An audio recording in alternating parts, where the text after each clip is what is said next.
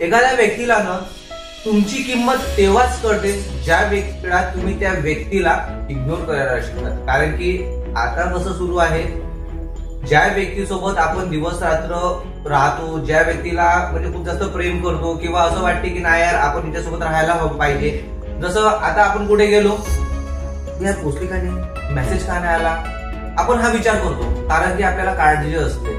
पण होते कधी कधी असं की नाही येत मेसेज, आपल्याला भीती वाटायला लागते, अरे काही झालं तर नसेल.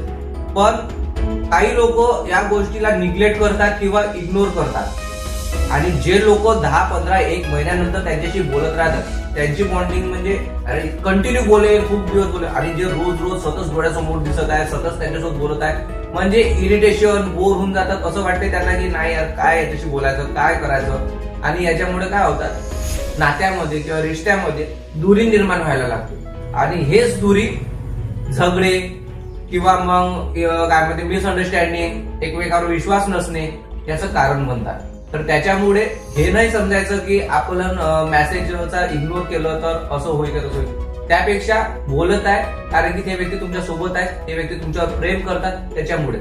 अदरवाईज जर तुम्ही असं इग्नोर केलं किंवा निग्लेक्ट केल्या या गोष्टी, तर तुमच्यामध्ये शेवटी भांडणं आणि मिसअंडरस्टँडिंगच निर्माण होणार. ही गोष्ट